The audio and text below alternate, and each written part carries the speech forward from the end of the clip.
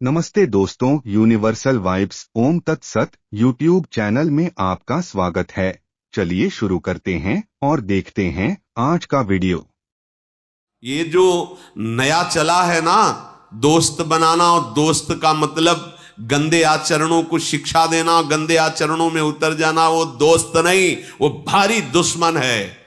मित्र उसे कहते हैं जो कुपथ निवार सुपंथ चलावा, जो कुमार्ग से हटाकर सतमार्ग में पहुंचाए, उसे मित्र नहीं कहते। जो धर्म भ्रष्ट कर दे, जो हमारी आदतों को गंदी कर दे, जो हमारे साथ खिलवाड़ करके हमारे जीवन को बर्बाद कर दे, उसे मित्र कहते हैं। वो दुश्मन है, केवल मित्र का बाना पहनकर हमारा सर्वनाश कर रहा है। हम अपने माता पिता, धर्म, सतमार्ग सबका त्याग करके ऐसे दुश्मन जो हमारे जीवन को नष्ट कर दे, उनको हम कहते हैं फ्रेंड कहते हैं। ये फ्रेंड है, बिल्कुल सावधान हो जाइए।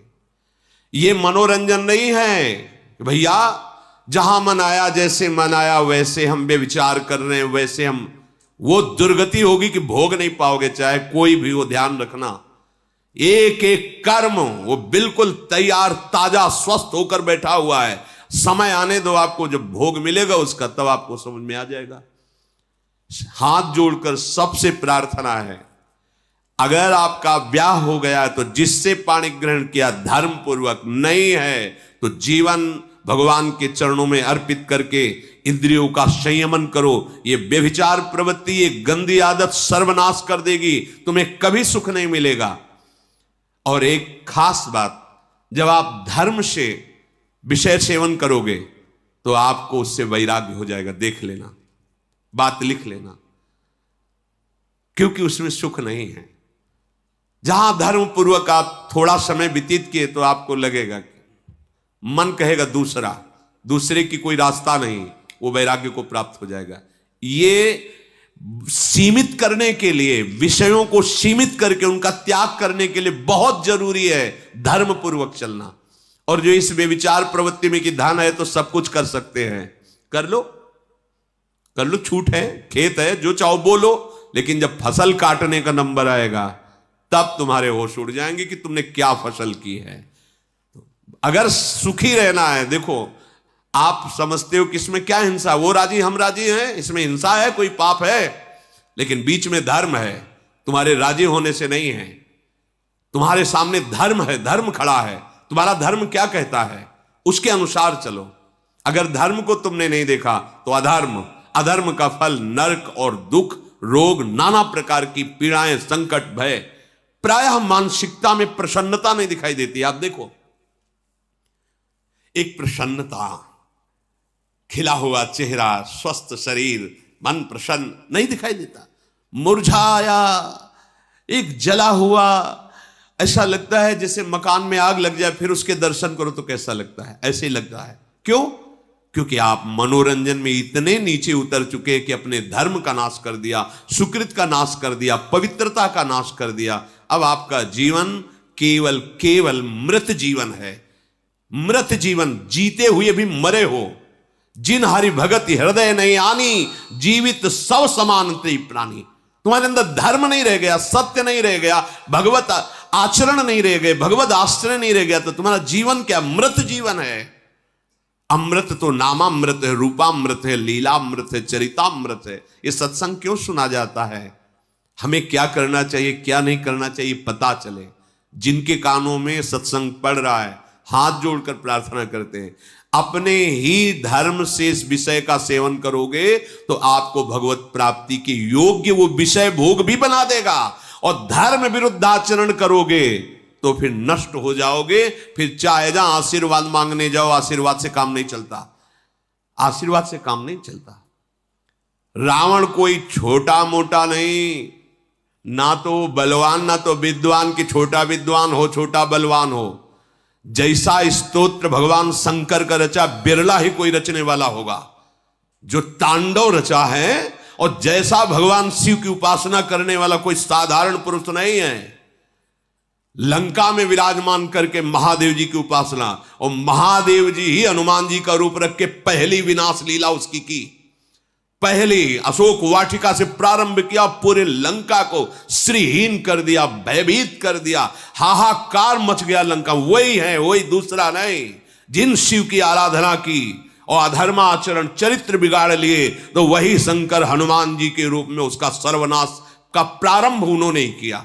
और कह रहे थे सियाजू से, वाल्मीकि रामायण में पढ़ा है कि माता, केवल प्रभु ने आदेश नहीं किया, ने घूंसों से इसके 10 खोपड़ियों को फोड़ करके और इसकी स्त्रियों को बंदी बना करके और आपको पीठ में बैठाल कर अभी श्री राम के पास पहुंचा दो। अभी पीछे सुना था महाभारत प्रसंग में, भीम जी से कहा था, जब भीम ने कहा कि आप ऐसे समर्थ हैं, तो फिर आपने रावण, तो उनका, मेरे स्वामी का यश बढ़े। स्वामी जब सियाजू को लाएंगे तो विशेष पावन चरित्र का गान होगा, नहीं तो अपने प्रभु के प्रसाद से इतना समर्थ था, एक रावण क्या, एक रावण क्या। भगवान शंकर की आराधना करने वाला रावण अद्वितीय महापुरुष है, ऐसा नहीं।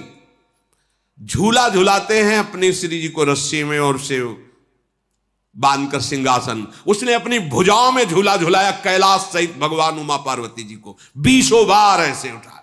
कोई साधारण भक्त नहीं है, वैसे भी भगवत पार्षद है, हरि का जय विजय है, लेकिन आप देखो चरित्र बिगड़ गया।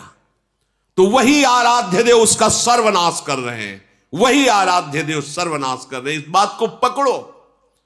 आप सोचोगे कि मनोरंजन नहीं है, ये धर्म का तुम त्याग करोगे तो फिर तुम किसी काम के नहीं रह जाओगे। और भागे घूमो जंतुर बंधाने के लिए, तो तुम्हारे इस सृष्टि में कोई जंतुर बना ही नहीं कि तुम्हें बचा सके। और अगर धर्म से चलोगे, नाम जप करोगे, पवित्र आचरण रखोगे, तो तुम्हें किसी से आशीर्वाद मांगने की जरूरत नहीं है। हर ऋषि महात्मा का आशीर्वाद आपको घेर लेगा, जाके जहां भी होगे वहीं आपको सपोर्ट करेगा। आप समझो, जैसे माता से आशीर्वाद मांगने की जरूरत नहीं होती, उसका हृदय बरसता रहता अपने पुत्र पर, ऐसे भगवत प्रेमी महात्माओं का हृदय बरसता रहता है। सर्वे भवन्तु सुखिना, सर्वे सन्तु निरामयाः, सर्वे भद्राणि पश्यन्तु मां कश्चित् दुख भाग भवेत्। पूरी सृष्टि में किसी को दुख ना हो, ऐसा महात्माओं का हृदय होता है। करो बुरे आचरण और इसके बाद सोचो कि मैं आशीर्वाद थोड़ा 2-4 सेव संतरा देके नहीं होने वाला। धर्म आचरण करो। जननी सम जानहि पर नारी, धन पराए बिसते बिस भारी। एक बार गांव में जब थे तो 100 रुपया का कुछ बेचा गया था अनाज, किसान आदमी के यहां यही था। तो 110 रुपए आ गए थे 10-10 रुपए में। जब वहां घर में बोले 110, खड़े तुरंत जाके उसको वापस करो, वापस करोगे तभी वापस करो, जाके चल के जाके पूरे दिखा के कि 100 ये 10 एक्स्ट्रा आप वापस।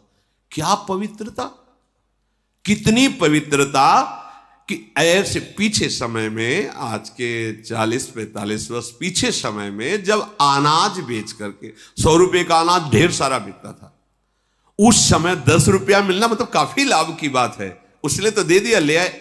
धन पराए बिसते बिस, वापस करो जाके, 10 ज्यादा आ गए, जाओ उनको बोलो, जाके दिखाओ जा करके कि ये देखो 100 है और 10 आपने ज्यादा दिए, वापस करके आओ। आज हम धन चाहिए, क्या करेगा? सर्वनाश करेगा, वही तुम्हारी हानि कर देगा। ये धर्मात्मा जन पागल थोड़ी थे कि वापस करो, नहीं। क्यों? वो आएगा तो बुद्धि भ्रष्ट करेगा, कहीं ना कहीं हानि पैदा कर देगा। तब संतानें प्रकट होती, धर्मात्मा, महात्मा, देशभक्त, ज्ञान विज्ञान संपन्न। अब छोटे से बच्चे हैं, मोबाइल है, सर्च कर रहे हैं, देख रहे हैं। जो बड़ों को ज्ञान नहीं था उस अवस्था में, अब छोटे बच्चों को सब ज्ञान हो गया है। बड़ा बड़ा भयावह समय आ रहा है। ये मोबाइल ऐसा नाश कर रहा है नई पीढ़ी को, कैसे तुम्हें बताएं। यदि इसमें सद्गुण भी दिया है तो दुर्गुण भी महाभरा हुआ है। सद्गुण, आप कहीं विश्व में बैठकर भगवत चर्चा सुन सकते हैं, किसी भी महात्मा की परम मनोहर वाणी, सत्यवाणी, प्रिय वाणी, हितकारी वाणी सुन सकते हैं, कोई भी आप भगवत लीला चरित्रों का। लेकिन उसका जो विपक्ष है वो बहुत जोरदार है। एकांत में नवयुवक, कोई बिरला ही सत्संग सुनेगा, नहीं तो वही कुमार्गगामी बातें। घर बैठे देख लो संसार के चरित्र, फिर उनका मनन होगा, चिंतन होगा, फिर वही क्रिया में उतरेगा तो राक्षसी भाव आ जाता है। सावधान। सबसे प्रार्थना है, इसको मनोरंजन न समझा जाए। बेविचार प्रवृत्ति समस्त सुकृतों का नाश करके दुर्गति प्रदान करती है। एक सीमा में इसको रखा गया है, अगर सीमा से आप बाहर हटे तो सुकृतों का नाश हो जाएगा। कितनी पवित्र गांव की पद्धतियां थी। घर में छोटे बच्चे दौड़ के दादा रहे हैं, सब सावधान। पवित्रता छाई हुई रहती थी, पवित्रता। ये कहीं वासना के खेल की बातें ही नहीं दिखाई देती थी। आशा करता हूं कि ये जानकारी आपको पसंद आई होगी। कृपया मेरे YouTube चैनल यूनिवर्सल वाइब्स ओम तत्सत को लाइक, शेयर और सब्सक्राइब करना ना भूलें। कल फिर मिलेंगे एक नई जानकारी के साथ। नमस्कार।